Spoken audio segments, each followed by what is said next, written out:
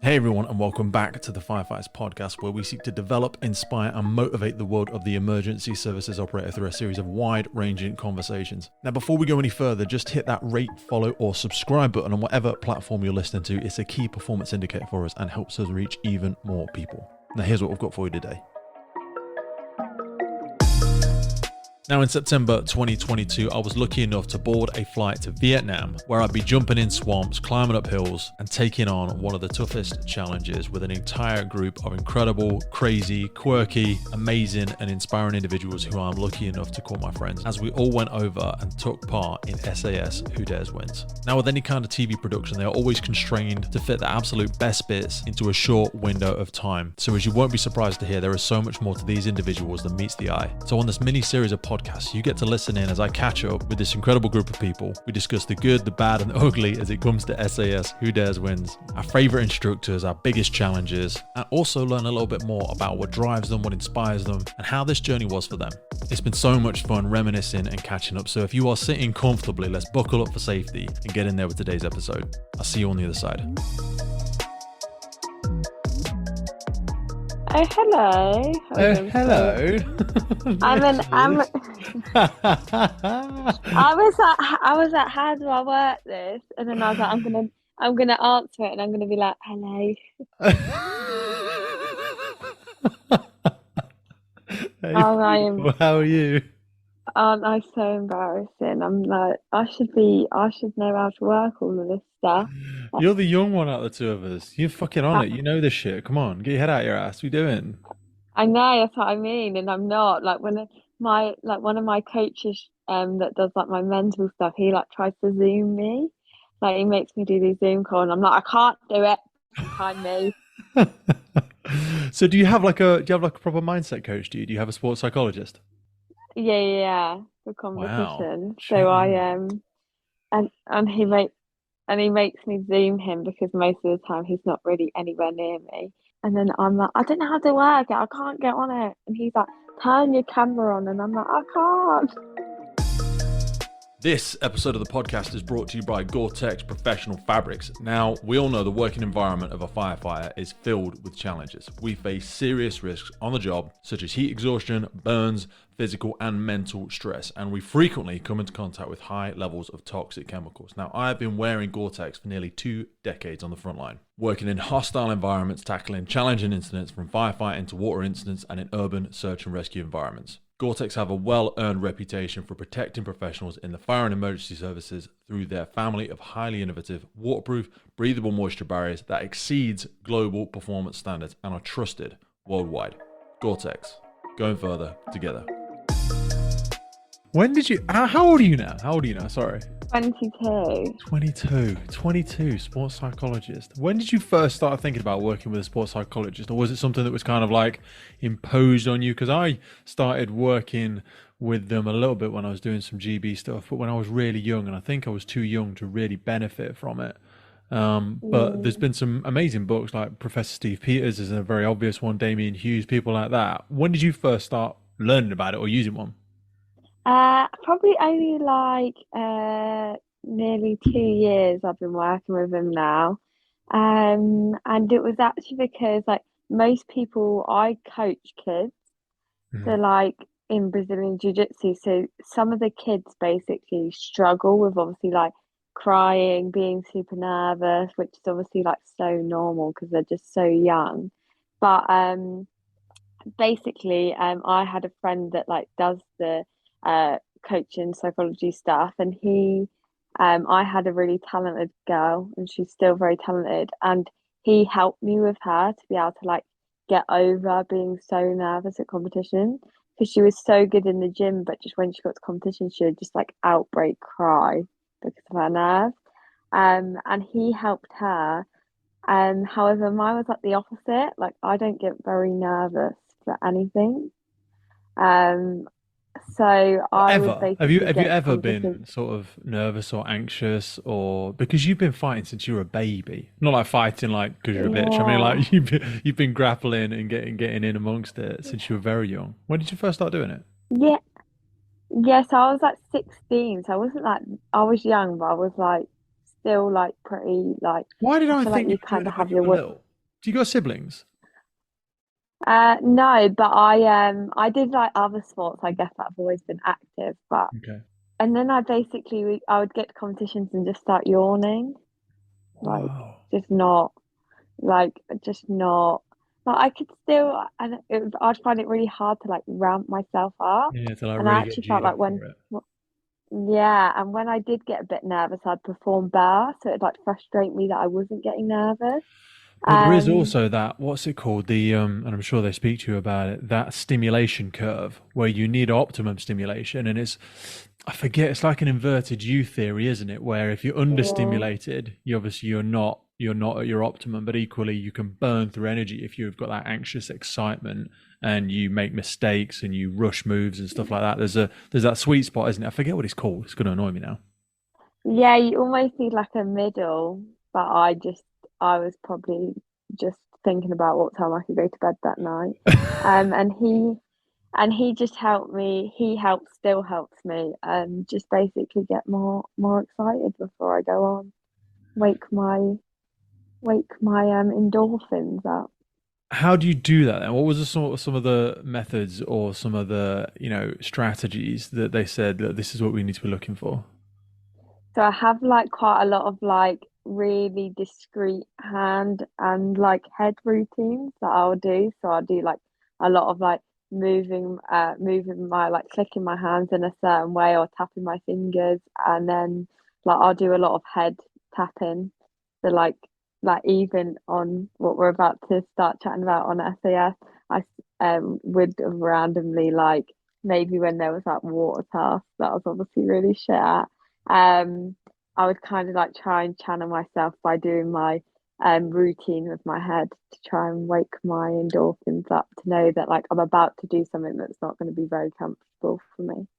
God, I love that. You're absolutely right, and it's all about priming. Does he mention anything like priming or anchoring or anything like that? Does he ever use words like Yeah, that? Yeah, yeah, so he does, and he just tries to he does loads of like I really like obviously different routines work for everyone, but I really like the hand routines or my head tapping routine. Like I like a mini routine to be like, okay, after this routine, like you are gonna like like it's go time, you gotta go. Do you know what I yeah, mean? yeah, 100%. I've So seen so many yeah, like that. There's people that have. Have you heard of the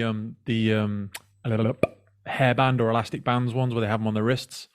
Where they like have a yeah, reset, where they snap it on the wrist or they swap sides. There was a great one. I used to use this when I give talks and stuff like that. Sometimes when you can get in that negative mental cycle, I almost envisage my head is like a stereo player or like an old set player or something like that. And I literally like, touch the left side of my temple to press pause on that negativity, and then literally touch the right side to just engage it. And almost like there was another one where did you ever watch Harry Potter when you were a kid? yeah, Yeah, and do you know when they used to put the wand on their head and they could like pull shit out of their head, like pull a thought out? yeah, I was never really into Harry Potter, but I would like when I hear that, when I feel that negativity. There's two, I promise. I'll do two more and then I'll stop boring you. But I used to like pull it out of my head and I could like imagine it like coming out, and I would like throw it out the window if I was driving. I'd be like, that shit is in there. It's like a, it's like a a film, fleshy like some thing. shit that's Yeah, just like, and you just need to scrape it off your head and get rid yeah, of it. And a great technique somebody told me was, when you come home and you've had a bit of a rough day, or you've had an argument, or like, work was a bit shit, or you had a bad competition, I would get out yeah, the car and I would think to myself, these frustrations, these thoughts that I'm having, they don't belong inside. They don't belong at home. They don't belong with yeah. my family. So we've got a number of trees and stuff outside our front of our house, and I would literally like pick the thoughts out and I would hang them on a tree, and I would leave that stuff outside, and I would say to myself, you know what? If I still feel this way when I come out in the morning, I can pick it up and I can deal with it. But this shit does not belong inside. It is not coming inside with me. And I would almost do that. And I kind of did it at the gym as well, where I like, if I was going for a workout, I would try and mentally take stuff out of my head and put it in my bag and say, I'll deal with that when I'm out. I'm going to go and train now. But yeah, sorry, I waffled away there. But like all of No, those things, kind of come around that. And it's amazing to see that you obviously utilize it. And there's no surprise that you utilize it. Because what level are you performing at now? You're at the, are you going to the Worlds again in a month or so? yeah, so I'm going to the Europeans European, in sorry. 5 weeks. Yeah. And then I plan to go to the Worlds next year, but yeah, let's see how it goes. That's crazy. Well, it's not crazy at all, but I remember when we were over there, we were talking about, because now I've got my head reversed. You said you felt like you started really late for someone who's gotten to the level that you're at. You're competing against people who did start, sorry, when they were very young, and you felt like you came Yeah. a bit later to the game. Yeah, absolutely. So like I'm like my first like Europeans, I had only been training maybe for like 8 months, and I was competing against girls that had been training since they were like 4. So they had like I was 16 and they'd been training since they were 4, and I was like 8 months in, and you kind of just can't like you can't think about that. Like there's so many like pros and cons to starting early, and but yeah, I'm like some people would still consider me as like a latecomer to the sport, but people Why did start you like start this. doing it? What attracted you to it? So both of my dad and my brother trained jiu-jitsu. So they was like they just started, and then my dad was like, "Come on, you can't just sit at home. Like, let's just go." I'd like tried kickboxing and stuff before, but like it was okay, but like I wasn't like I didn't like I wasn't obsessed with it, you know. Hmm. Um, and then he took me jiu-jitsu and basically couldn't get me out of the dojo, and I just ran with it really. What did you want to do when you were a kid? Because now you pretty much work as a professional athlete, right?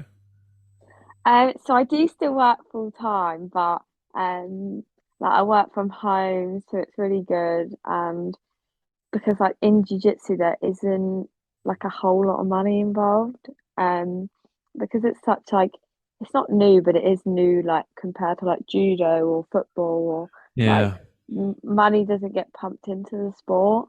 Um, so you kind of have to like you have sponsors and stuff, but you do most of the stuff like you have to fund yourself, which is difficult. But I don't really when I was younger, I didn't really think about doing anything. Like I was just I think I've always been someone that just like lives in the moment. Like I've never really thought like even now, like I don't really think like, oh, this is what I'm gonna do in like 10 years time, because I just think I don't know really what's gonna happen. And if I think like that, I could like pass off other opportunities.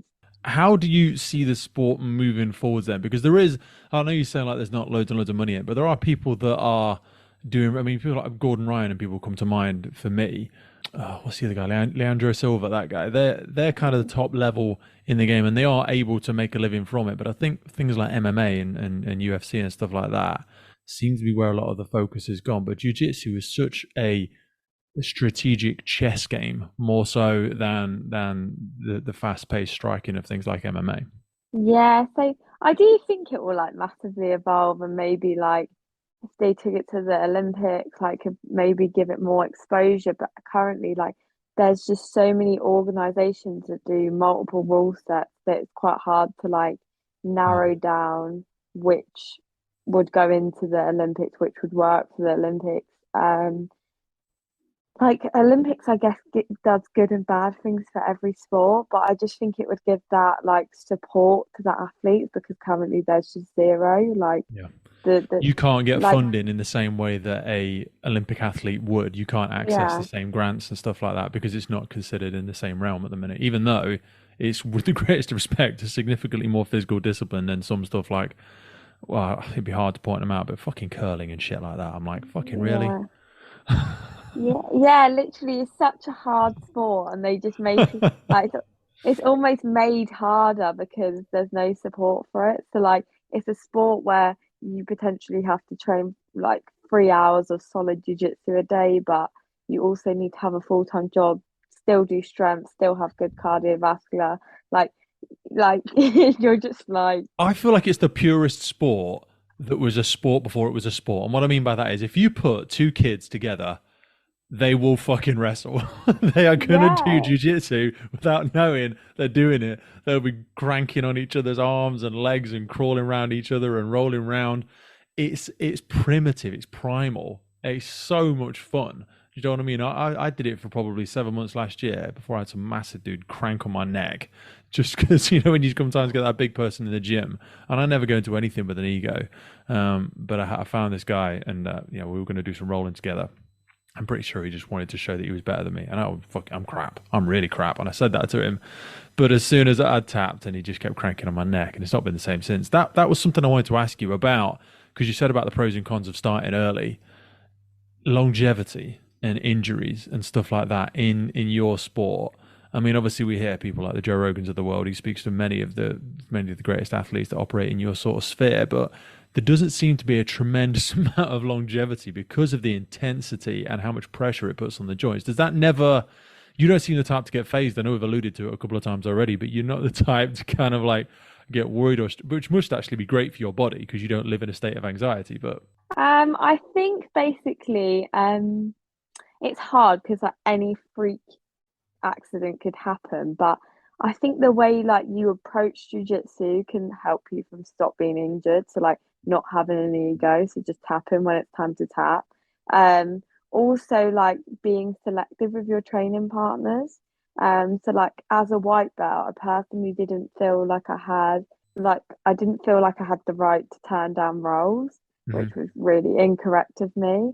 Whereas now, like I'm a purple belt now, and there is no point me rolling with a 80 to 100 kilo white belt, like, man. There is no point. He's not going to get anything out of it. I'm not going to get anything out of it other than keeping this guy away from me and making sure he doesn't pass my Because he guard and he doesn't know doesn't what he's smash doing as me. much. He could injure you quite easily just by accident. Yeah. Yeah, and there's so many people for that, like that type of body shape or style to roll with, because ultimately most people that come to the gym are men that are 80 to 100 kilos. Like Yeah. that is like that's pretty, you'll see a lot of them in the room. Do you know what I mean? Like it's not familiar. Whereas for me, I'm probably one or two of under 60 kilo girls in the room. Like Yeah. you don't need to roll with me. Like it's probably do you know what I mean? Like, and don't get me wrong, I don't feel like I couldn't handle myself, but it's just really like a Not waste of worth it. 5 minutes for Yeah, both of yeah, us. Yeah. Now I'm happy to say to someone like, listen, mate, like with the greatest respect, there's probably better people for both of us in this room to roll with. Like I'm pretty happy to roll with like 100 kilo black belt or purple belt and above, because like they kind of just know, like they know they what to know, do. Yeah, like, yeah, yeah, so they're not gonna do like a drastic movement that's gonna rip my knee out the wrong place or rip my bloody arm in the wrong way. Like, and yeah, then I don't fight to live another day when I'm quite frankly not that bothered about beating up this guy, and he's probably yeah, not frankly quite bothered about beating up me. So I think it's just being more selective with your training partners, like trusting them, and like strength training whilst you're doing jiu-jitsu, because loads of people in jiu-jitsu are like anti-strength training because Why? like because I just think jiu-jitsu doesn't give jiu-jitsu is one of those things that you can actually be quite unfit and still be really good at Really? it. Because you can just work the game out You and can then be you such can a still technician. Yeah, yeah. However, I strongly believe that doing strength training like helps build your muscles. Building your muscles obviously helps strengthen your joints and like less chance of injury. So I it's personally do nicer a lot to of have strength it and not training. need it than need it and not have it. I suppose. Like to say, if you come up against someone who is an equal technician, but you just have that little bit extra to be able to crank them into the position you want them, perfect. Yeah, exactly. So I'm kind of like I have to have good cardio, I have to have good strength, and I have to have good jiu-jitsu, because if I meet someone that's really strong but my jiu-jitsu is good, but they can just move me wherever they like, then I'm not much use. Yeah. So what made you want to turn from this training and do something ridiculous like the SAS stuff? Because it would pretty much be kind of a risk for. I mean, now we're looking at idiots like me ripping the freaking patella tendon out. I was so worried that someone else was going to have an injury because a few people did pick up some stuff. Why did you actually want to go on it? I don't actually, do you know what? I don't know. Like, I actually don't know. So, like, the funniest thing is my friend actually like basically applied for me. There's a few people after I've been speaking with some of our recruits. A few of them have done that. And she was basically just like, you will be so good, so good. And I was literally like, my friend's called Andrew, and I was like, I can't swim. Like, I literally have never done a swimming lesson in my life. Like, I can't That was swim. a massive thing when I spoke to a few people. If it was you and Steven, like we were so worried Mm. on the first few days, but sorry I interrupted you, but go on. And she was like, "Oh, I'll be fine. You can just get some swimming lessons." And I'm like, "I've never had a swimming lesson, like never, not even when I was younger." So she applied, and they called me, and I was like, well, when she applied, I was just like, "Oh, it won't happen anyway. Like, who cares?" But they called me, and then was like, "Yeah, come along to this fitness thing, like fitness test, blah blah blah." And I was like, "All right, whatever." So I was so ill. I went along. I literally was so unwell. Did the fitness test. I was like, oh, that was horrendous. Did all my interviews, and then they were like, oh, we'd like for you to come on the show. And I was like, I better get me some swimming lessons. And this was like 4 weeks out, so I had 4 weeks to like Jesus find a. Christ. Yeah, it was horrendous because I How come applied you'd really. never had swimming lessons before? Just my like where my childhood was a bit shit. My parents obviously just that was like the least of their problems. So, um, they just never sent me. And then obviously when I got older, um, I basically like bought my house as soon as I left home. So like I left home at 17 and bought my house at 18, and I just didn't like have the freaking money to go to swimming lessons. Like I was saving for a deposit for my house. Like the last thing on my mind was swimming lessons. But I always knew like, oh, I need to do that at some point. Like when I get Where into did a that couple. come from? Where did that level of incredible drive come from to buy your house? Because I thought I bought my house at 21 and I thought that was early. Buying your house at 18, why, what was the drive to do it so early and to get that freedom and to kind of get out of Dodge? I don't know, like, cause my house, like, to like my family home towards like when I got into my teenage years was like really stable because I just lived with my dad and my brother. Um, but I was kind of like houses prices are so extortionate, and I knew if I didn't do it then I'd never have done it. Because like that's the only chance really that I'm gonna get to live at home for a relatively low cost and get to save all the money that I earn. So I literally did nothing, drove around this shitty old Mini Cooper, worked 7 days a week, literally would go from my office job in the day to work at Starbucks at night. And I literally would non-stop, literally like 20 hours a day just work. And then 6 months later I bought my house. That sounds so much like me, but what surprises me is there's like a 10-year age gap between me and you, though. It sounds really harsh, but I didn't see and don't hear many people your age with that same level of tenacious drive. Because you're right. You said, oh, I could see that this was this, and I could see how expensive things were getting. Everybody sees that, but doing something about it is very different. It's like somebody that says, "Oh, I need to get in shape," or "Oh, I need to save a bit of money," and they do Yeah. fuck all about it. They know the reality. They can see the fucking bank account, they can see the waist belt, they can see whatever, but they're not doing anything about it. Why were you so driven though? I mean, what did your parents do? What did your brother do? Where did it come from? Like my parents, like my whole family is very like common. Like we were brought up in council houses, which is absolutely nothing wrong with that. But I just didn't want that for me. Like I knew that I was capable of doing whatever I wanted to do. So if I didn't like that, then no one else was going to change it. I wasn't going to get a cushy deposit from my parents.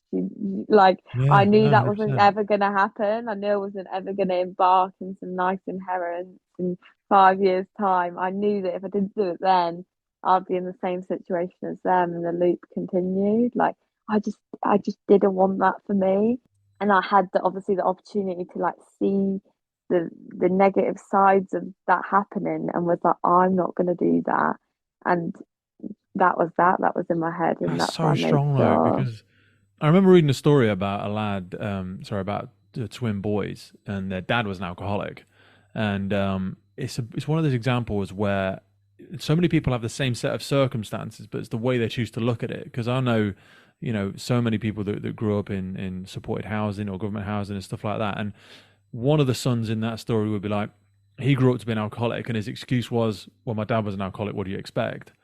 and the other one grew up to, be quite successful in business, own a number of properties, and his excuse was exactly the same but the opposite. And it was, well, my dad was an alcoholic and I was never gonna head down that route.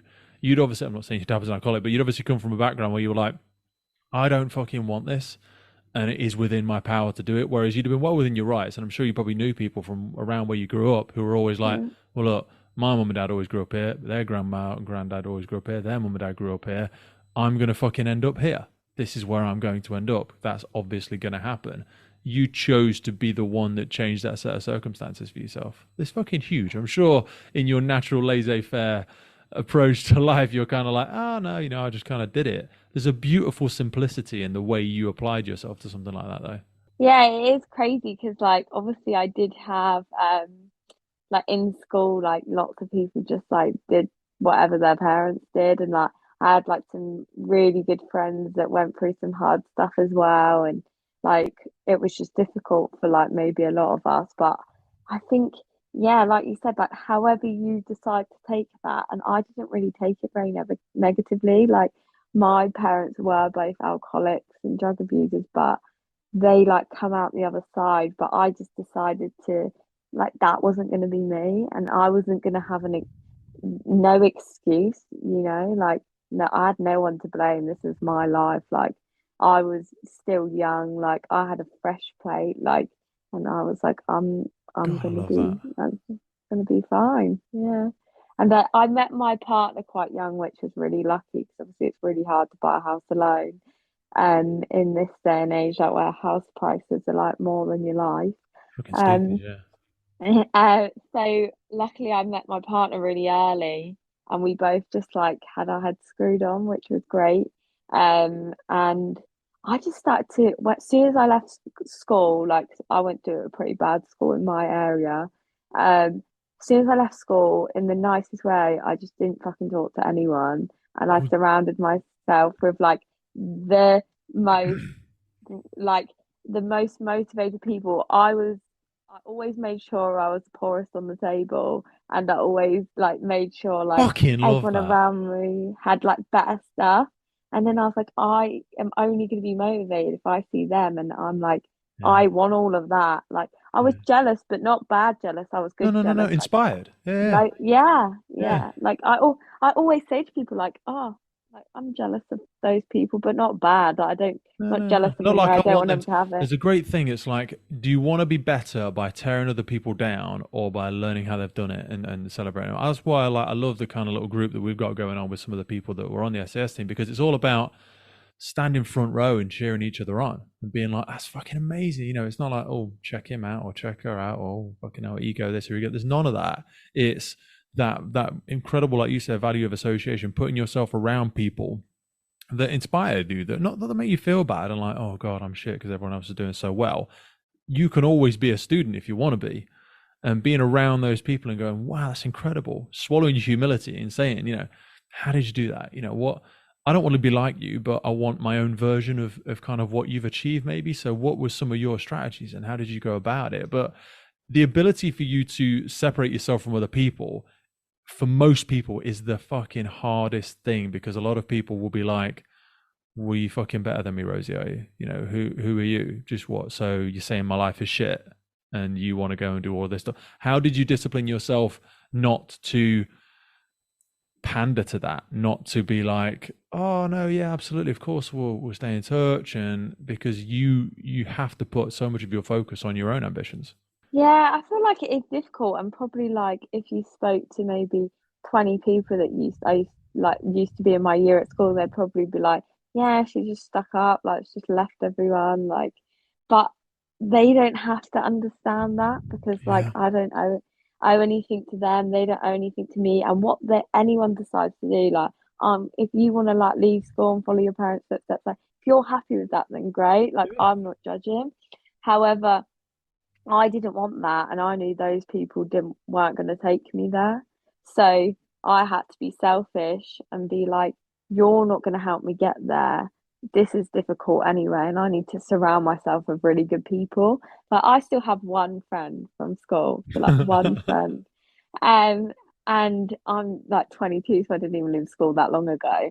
But yeah, I still have one friend, and we like have completely different lives, you know. Like she went to uni, like which was great for her. She now like has gone on to get a job in what she did at uni, but I like left school, got like three jobs and just hustled. Like we went down really different paths, but like both great paths, and she's doing great and I'm doing great. But like I get along with, like, we've stayed so close, like we always message each other, we're so proud of each other. Um but yeah, like I'm not saying you have to go down the same journey as me, but ultimately I need to do what's best for me. So if me hanging around with a bunch of 55-year-old people that are motivated and have bloody properties left, right, and centre is going to motivate me and make me a better person, then that's what I'm going to do. 100%. Um, yeah, like my best friend, she's literally like nearly 40 years old. Like she is my best friend. I call her every day. Like she has a lovely house, lovely kids. Like realistically, we have like fuck all really you would say in common, but we do because Yeah. like we're both just passionate You got that people. energy, baby. Yeah, you got that Um, mindset. yeah, yeah, and like you would like some people would be like that's so weird. Like why would you want to hang around with her? But like she motivates me and like she makes me a better person, you know. So like great. They're the people you've got to surround yourself with. So, when you went into going on the show, how did you find being around 20 strangers? That again, we spoke about the value of association, but these are people from all kinds of different backgrounds. You're living amongst it, right in there with them. It was really odd, I think, because I am like, I'm not like I do compete. I am competitive, like in my sport, but I'm not a very competitive person in regards to like. So I was like, at first, I was like, oh, like I hope people don't think we're competing, so I just want to be friends.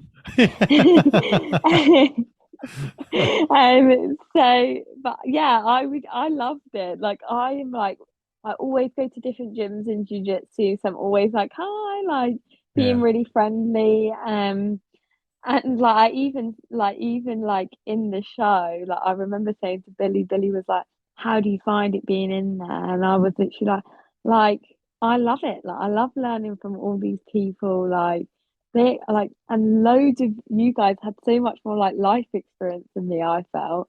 So I like loved hearing about it. Like I loved it. I also like enjoy like seeing how like different people deal with different characters. Like it's I so love that. fun. Like, That human and psychology and what drives each person, and that fascinates me. yeah, and like it was just so funny. Like some everyone had such big characteristics, so it made it even more There entertaining. was Like some we were fucking all just huge characters. I mean, I don't know how much of it. Obviously, people won't hear this sort of chat until all the episodes have come out. But when we see them, because we'll all be getting together at some point. I don't know, December or January or something. yeah. We'll get a chance to see it all.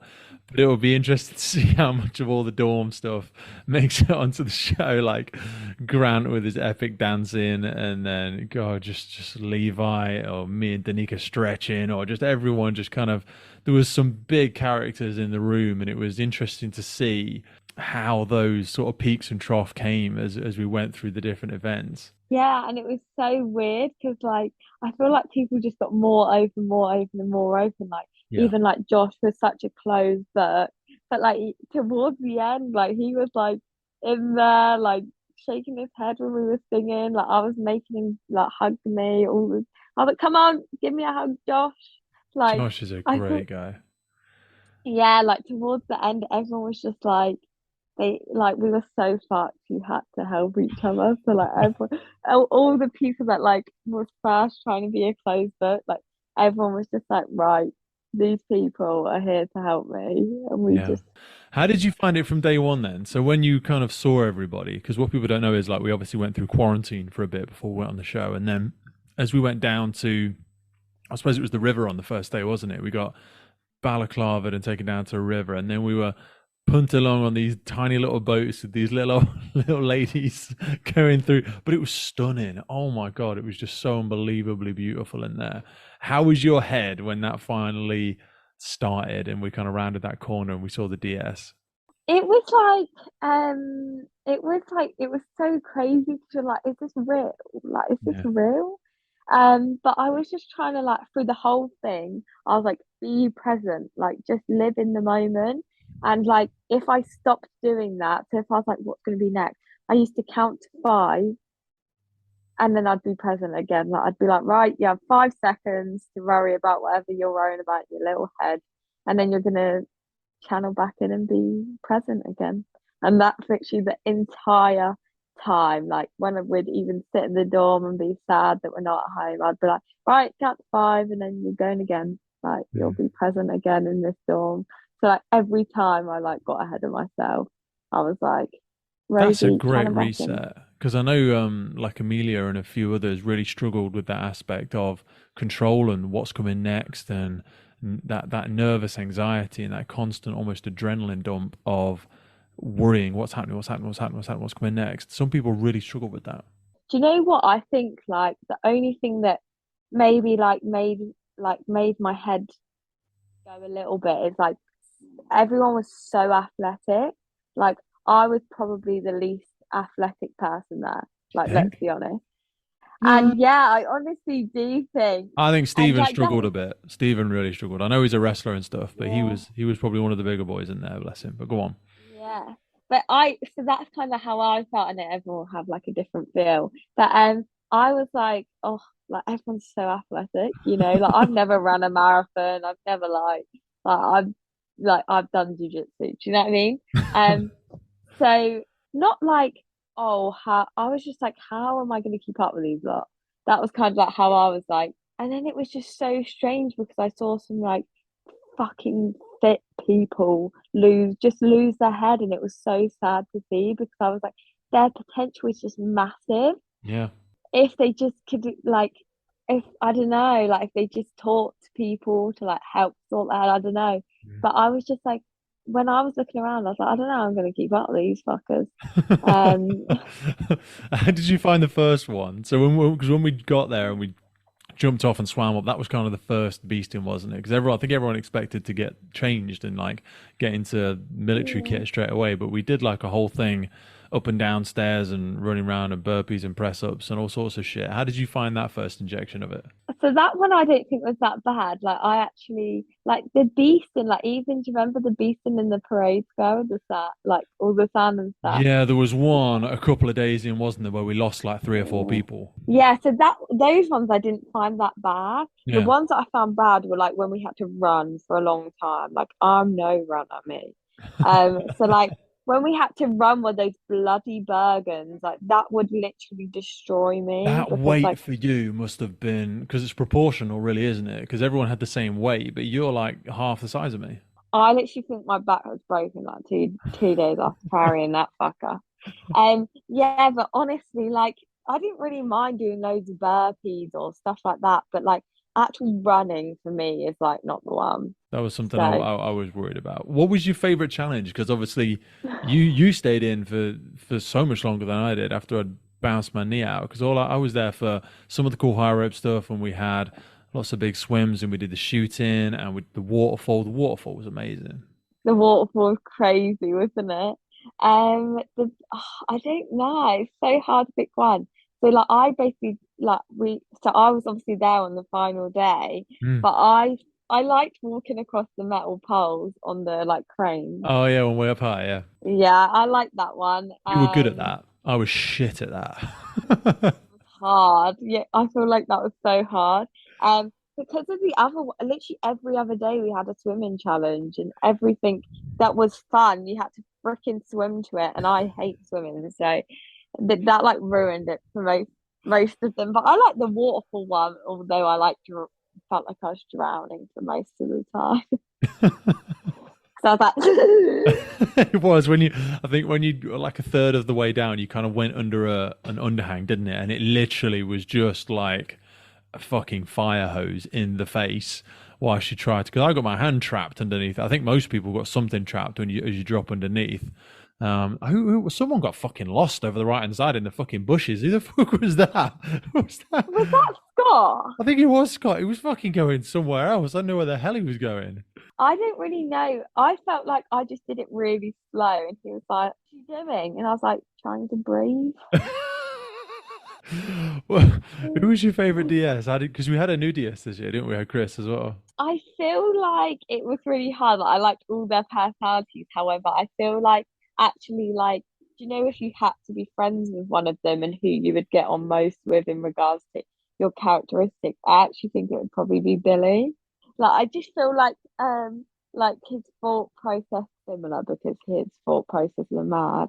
But I felt like I could relate to what Hmm. more of some things that he said. Yeah, I don't know. I just felt like weirdly I had a like a stronger connection with him. Well, he's the most authentic one of them, with the greatest of respect. He's done, he was the highest decorated one who had actually been in the SAS for probably the longest, to be fair.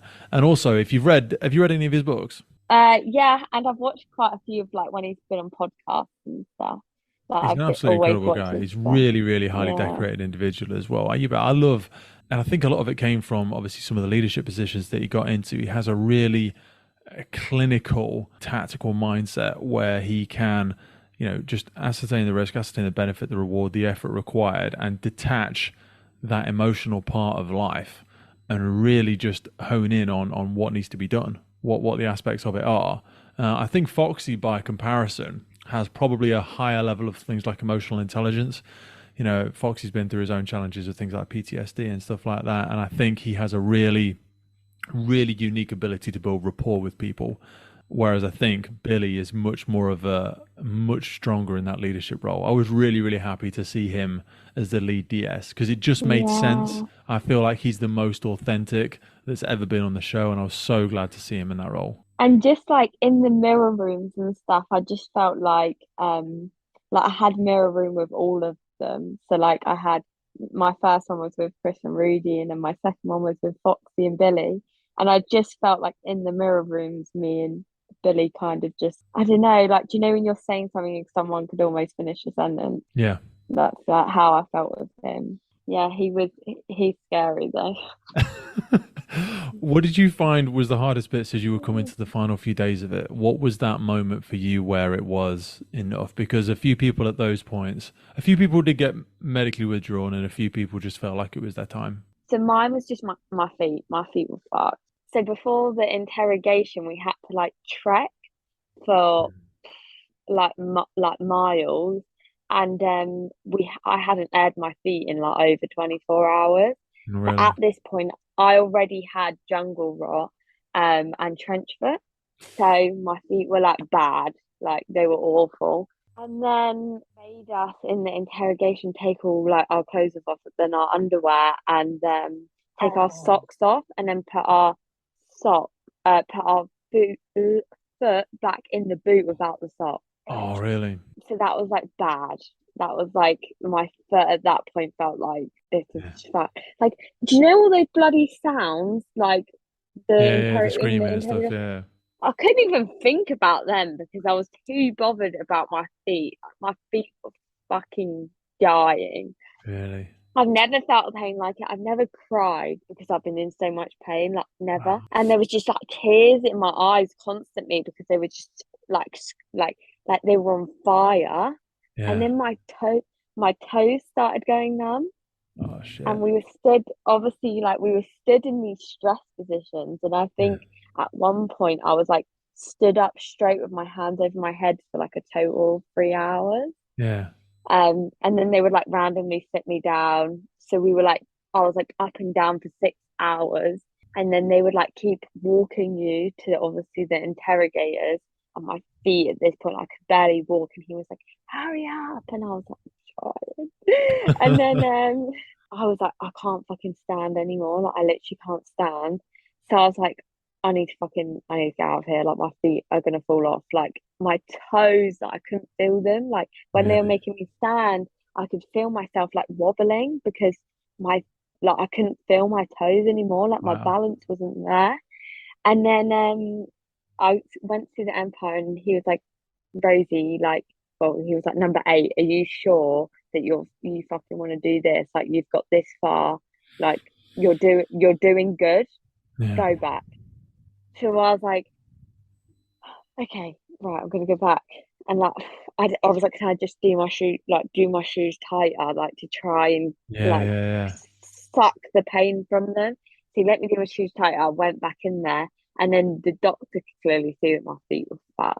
So the doctor pulled me back in the room, like they unmasked me, and he was like, "Can I see your feet?" Showed him my feet, and he was like, "I'm about to be really honest with you, and like it's your call." He was like, "Your feet are fucked. You do have jungle rot and trench foot, and the problem is here is that after the interrogation it's not over." So he basically said like you will have to do a physical task after the interrogation, which at that point like, I just flooded with tears because I literally couldn't stand up. So the thought of having to run was like I knew that my feet just wasn't gonna freaking do it. Yeah. I knew at that point like this is it because my feet won't run. Like I can't run. And then I literally just cried. And then he was like, "Okay, I'm gonna get the DS." And I was Oh, like, bless. "Okay." And then the Empire and the DS come in, and then Billy was literally like, "You've done so well. Like you've restored faith, like in young people again for me. 100%. like." But I was so sad. Like I was just so sad because like I honestly like my head felt good. My body was like okay, you know. Like don't get me wrong, it wasn't bloody perfect, but it was doing a pretty good job. Yeah. It was just like my feet were just I can't even describe the pain. Like I've never experienced anything like it. And Yeah. now I kind of think like, oh, maybe I should have just asked, like, tried my luck and asked for like bandages, you know, to Yeah. try and wrap them up. But I think at that point I was just like, fuck. Yeah. That must have been So such a head fog. yeah, it was so annoying. It was so frustrating. It was so frustrating How have you because felt about it I coming back? like coming back. I actually feel less frustrated because I'm like, it is what it is, you know, Rosie. Like Yeah. it's just life. And you'll learn from that. Like maybe I should have took care of my feet a bit more, or but I don't know. Yeah, and then but then I also felt like, oh, there was maybe things like you could have asked for things to wrap your feet up and just got through. Like, because I think after that there was like 3 hours to go, Yeah. maybe a little bit more, but that I was like hours away from being at the end. So I was Yeah. like, fucking hell. But uh, yeah, but it like, and then I'm kind of like you gave it, like I gave it everything I fucking had. You know what I mean? Like I gave it everything I had, like or everything I'd done. Like I know I was never a front runner. Like I was often fucking at the back, but I gave it every inch of my human being to like stay there and give it everything I got. Gotta So love that. it was, yeah, it's what it is, isn't it? How do you feel about yourself like coming back now? Has anything changed for you? Do you think about life differently? Has it made you want to go and do anything different? Has it made you want to get more or less serious with stuff? Because there's been some incredible difference in people's revelations and how people have seen things. And I'm sure you've probably seen it in like the WhatsApp groups and stuff like that, is the way that people are going about things now. For some people has changed because I know everyone's at a different chapter in life as well though. Yeah, like I think now I'm like more motivated to actually do more like physical stuff, like running, like shit like that, because I'm shit at running, and ultimately I did get through those shit running stages. 100%. Um, so like I want to do like a marathon one day and stuff like that, but ultimately I think it's just taught me like I have way more in the tank than I ever thought I did, and ultimately and like all the people in there were such strong people that are ambitious and motivated. And I don't think I would have done that without every single person in there. Like I Yeah. don't think I would have got that far. Like if you made me do all those tasks on my own, I wouldn't have been able to do it.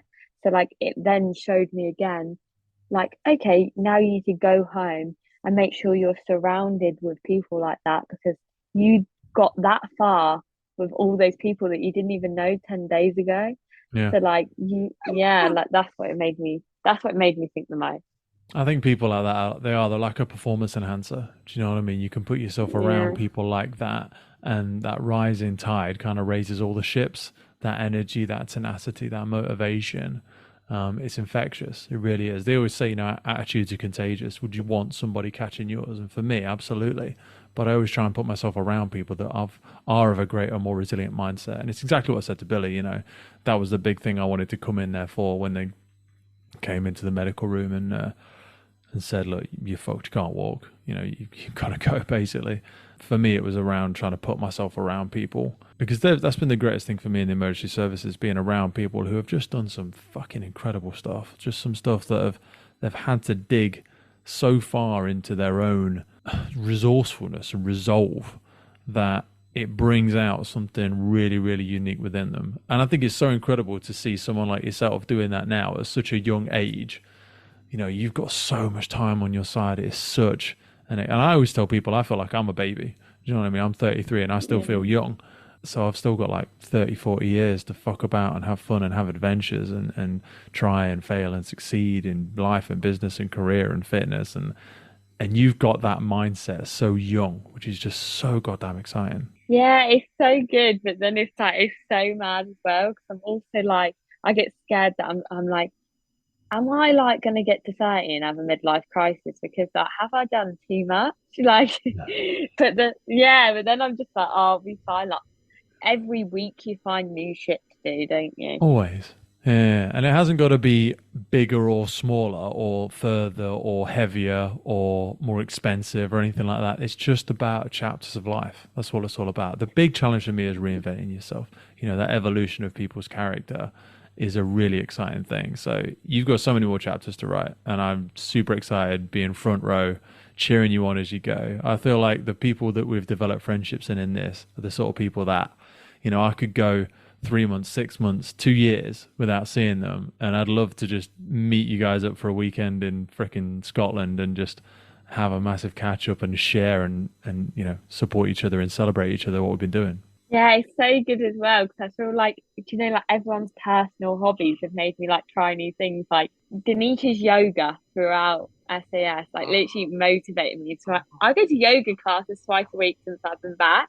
Good girl. And that mobility is a game changer, honestly. Like how freaking strong was she the entire time? Like I was literally like, sorry, I need a bit of what she's got. So I'm trying to do that. And like just like I said, like running, like everyone did such a good job. Like even Faye had like 20 years on me and she ran like a freaking workhorse. Super fit. So fit. Like I was like, what the fuck? And then like just doing like I guess everyone's kind of motivated me in different ways, That's it. Right. Well, I really look forward to catching up hopefully in December or January, but I know by the time this comes out, we'll all have laughed and cried and seen it all together. But send my love to the family, send my love to you fella, send my love to that puppy. And I look forward to catching up with you soon. Yeah, and hope you get better. I will be. My goal is by the time we all get together, I will be walking without a brace. I'll have put a bit of weight back on. I'll be fit. I'll be strong. I might not be running. I might not be squatting down to the floor, but that's the goal for me. And hopefully I'll be able to see you and give you a big cuddle. Yeah, it'd be good. Thank you so much for having me on, Pete. I really enjoyed it. I'll speak to you soon, all right? Speak to you soon. Bye. Bye. Firefighters podcast is put together to develop, inspire, and hopefully even motivate those individuals who have chosen to serve our communities and be part of the first responder family. It's brought to you by myself, operational firefighter Pete Wakefield. If you have enjoyed today's episode and you want to see the podcast continue, please head over to our Patreon page where you can support the ongoing efforts of the podcast. Please hit that follow, subscribe, or rate button on whatever platform you're listening to. Please support your emergency services responders, and thank you for listening.